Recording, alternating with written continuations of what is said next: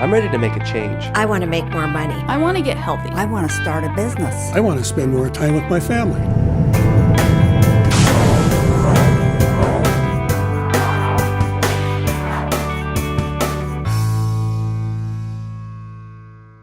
Welcome to day 3. Yesterday we talked about the fact that nothing can screw up your future like getting stuck in the past. Once you've processed the last 12 months, you're ready to experience your best year ever. So with that out of the way, let's turn to the future. In this session, I'm going to talk about how to take those vague aspirations and turn them into powerful, compelling goals. And we're going to do this by observing 4 practices. Practice number 1, write your goals down. Now here's what I mean by that. I mean you've got to get them down on paper so that you can express your intention and not just leave it rattling around in your head. There's real power in writing it down if you're going to make it happen.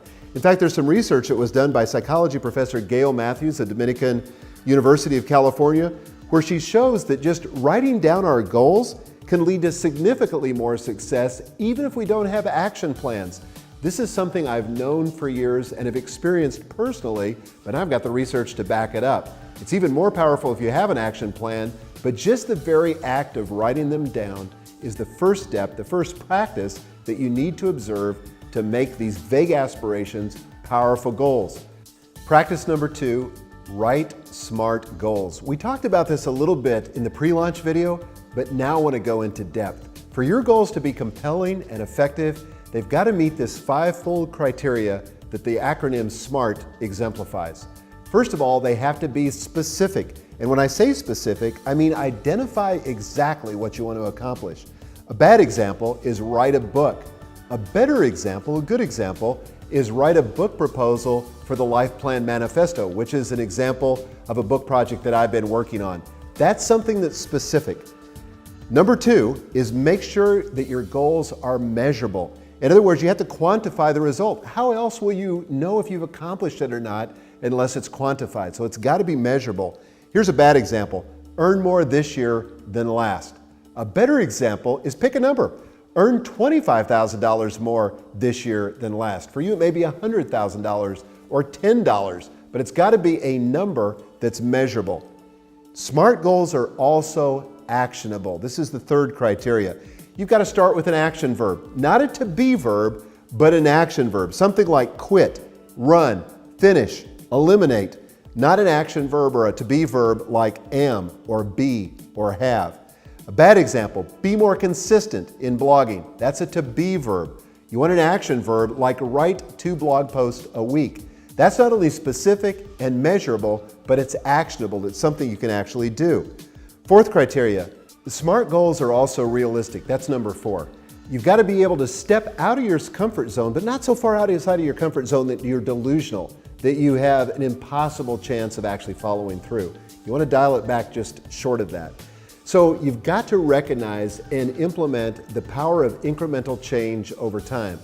And what I mean by that is this: by taking baby steps, you can make huge progress towards a really big goal. Jeff Galloway talks about this when he talks about running and getting from the couch to a 5K or to a half marathon or to a full marathon. And he uses a methodology that he explains as the run-walk method, where you run for a minute and then walk for a minute, and run for a minute and walk for a minute. It's something that's achievable by almost anyone, and therefore it's realistic. Now, let me give you an example of a bad goal that's not realistic, especially for me. Qualify for the PGA Tour as a golfer. If you've been golfing with me or if you've seen my golf game, you know why that's a crazy goal. But a better one would be to lower my golf handicap by, say, 4 strokes. You know, that's something that's more realistic, certainly more realistic than making the PGA Tour. Then the 5th criteria is SMART goals are time-bound. In other words, they have a deadline. So instead of just saying I want to lose 20 pounds sometime, losing 20 pounds by December the 31st puts a deadline on it. It gives it a sense of urgency, and it makes it much more probable that you'll actually accomplish it. Practice number 3, share your goals selectively. I'm going to tell you, I didn't always teach this. I used to teach that you should share your goals with anyone who would listen. I published mine on my blog. But according to research that was done by Derek Sievers of CD Baby in a TED Talk that he gave, when you share your goals like that with everybody, it actually makes them less likely to happen. Now, the crazy thing is that conversely, that study I cited earlier by Gail Matthews, she demonstrates that people who write down their goals and share them with supportive friends do better than those who keep them private. So how do we reconcile these two apparently contradictory statements?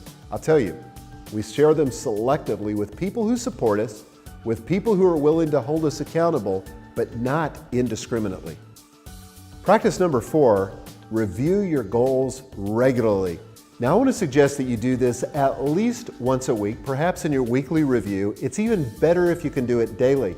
The reason why is that as you review your goals, your mind is going to be stimulated as to the actions you need to take to make them real and to bring them into fruition.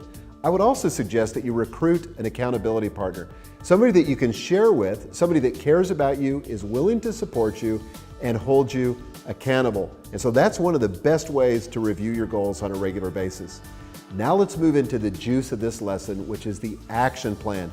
Again, as I said before, if you don't do the action plan, you're really missing the best benefit of this course, which is to take what we've learned and actually put it into practice. So I want you to take out your study guide, take out your pen, and I want you to write the answer to 4 questions. Ready? Number 1, write down 7 to 10 goals. I would say no more than 10, probably fewer than 7. That's okay, but I would shoot for 7 to 10. But using the SMART acronym: specific, measurable, actionable, realistic, and time-bound. Number 2, make sure you include non-career related goals.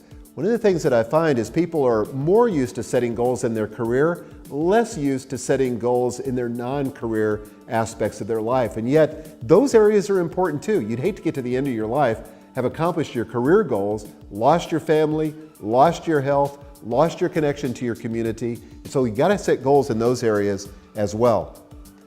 Number 3, I would encourage you to identify one push goal. This is a term that Chalene Johnson uses in her book, Push. But the idea is that there's one goal that if you actually accomplished it, would make the other goals fall like dominoes.